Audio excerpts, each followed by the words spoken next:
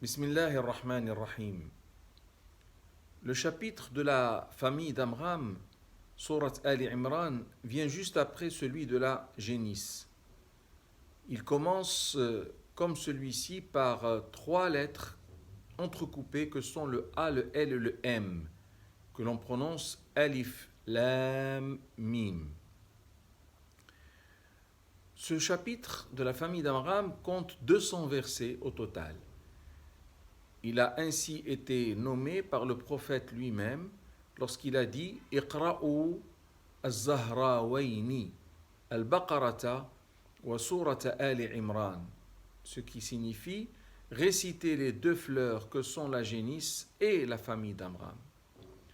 Il a même, sallallahu alayhi wa sallam, précisé que ce chapitre de la famille d'Amram accompagne celui de la génisse dans sa défense des porteurs du Saint-Coran dans leur cœur.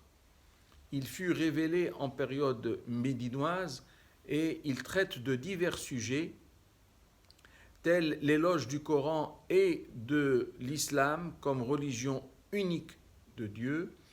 Il rejette le polythéisme sous toutes ses formes et institue le pèlerinage comme devoir cultuel de la plus haute importance.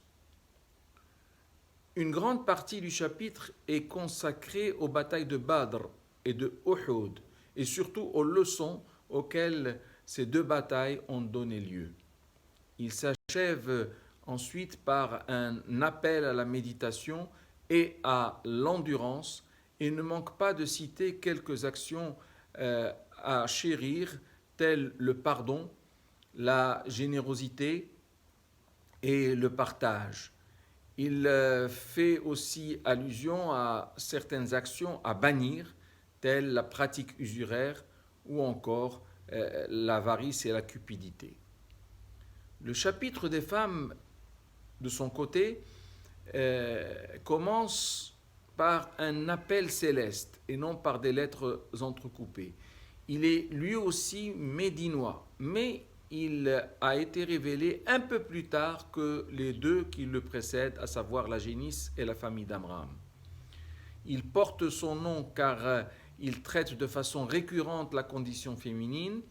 Il comporte 175 versets et aborde moult sujets dont le plus important est le code de la famille et la législation qui lui est attenante. Il étaye aussi les lois relatives aux orphelins, au mariage, celles de l'héritage et les droits de la femme, essentiellement.